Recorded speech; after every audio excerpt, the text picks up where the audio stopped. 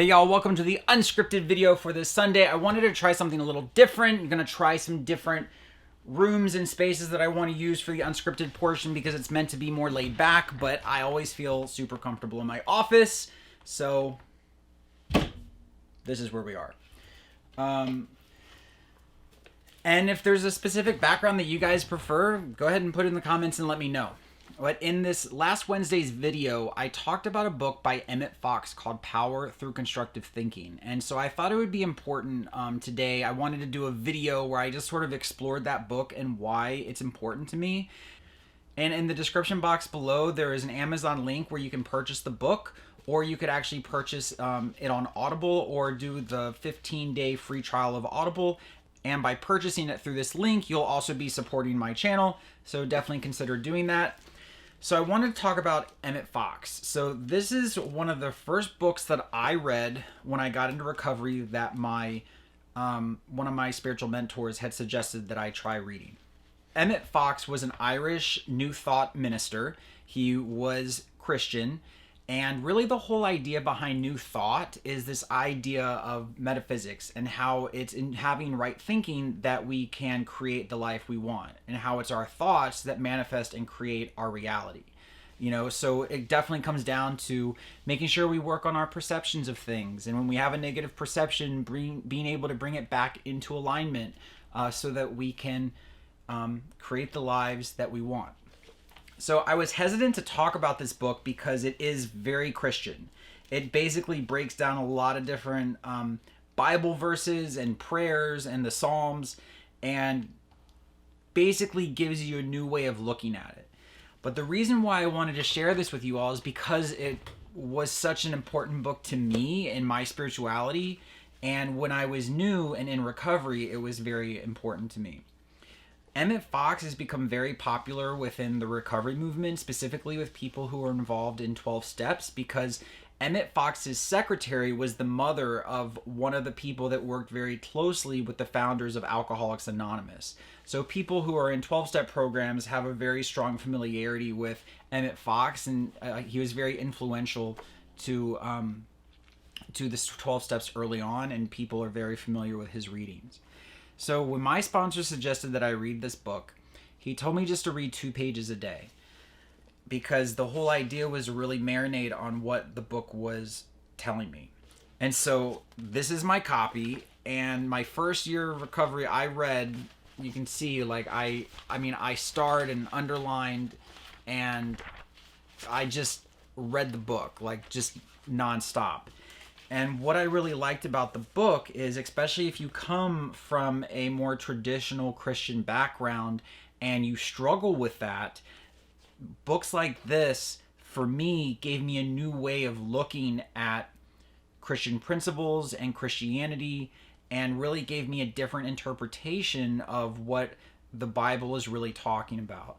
And so for someone who grew up as a preacher's kid, who really struggled with the idea of church and trying to develop my own relationship with a higher power, this book really spoke to me because it gave me a framework to kind of reframe some of those ideals that I grew up with.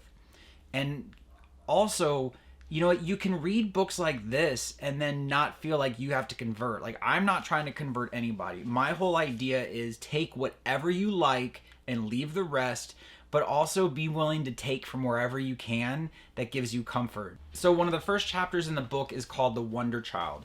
And in this chapter, he's basically breaking down the story of Jesus's birth and the whole idea of the virgin birth. Whether you take the stories in the Bible literally or figuratively, you know, you can still take meaning from what the messages are behind the story and the metaphors in it. So when they're talking about the Wonder Child, the whole idea is the virgin birth is an experience that we all can have in our lives. It's the whole idea that we don't need anything outside of ourselves in order for us to give birth to an idea, or to give birth to the essence of God living in our lives and around us.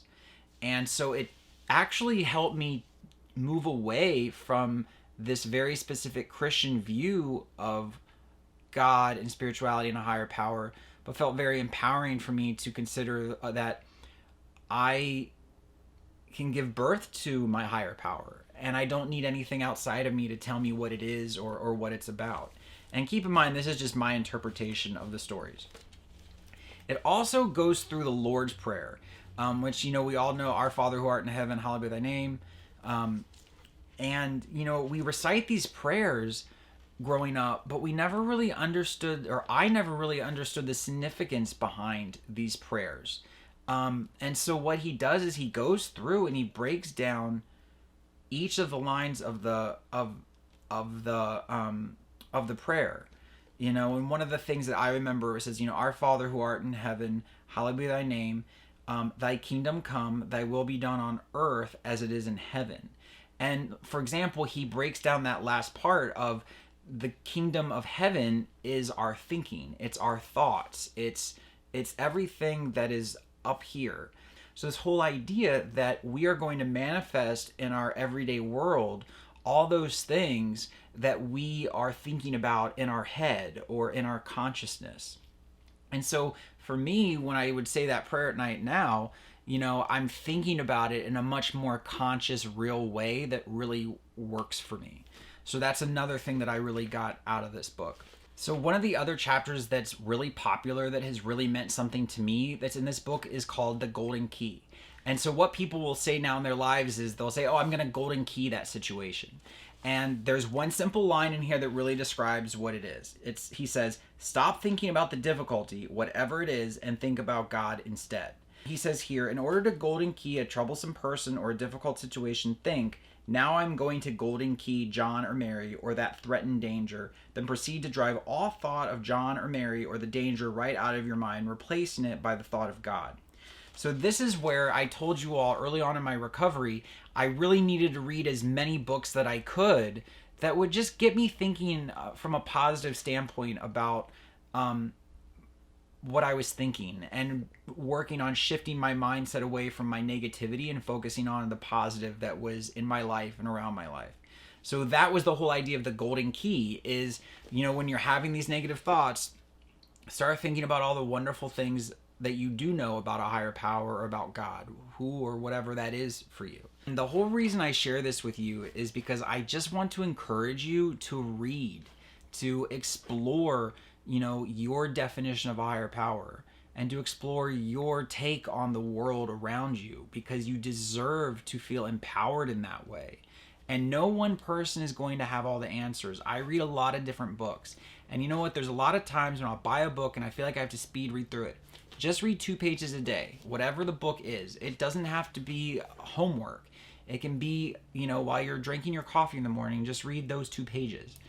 Thank you all so much for watching this video. Remember, you are an important person with important things to say and do today. And in the description box below is a link to get a copy of this book, or you can order it through Audible in that link as well. It's a great way to support this channel. And in the comment section below, if you decide to get this book, let me know what your thoughts are on it and if it has meant something to you. Thank you so much for watching. Give this video a thumbs up and subscribe to my channel if you're not subscribed. And have a wonderful, wonderful week.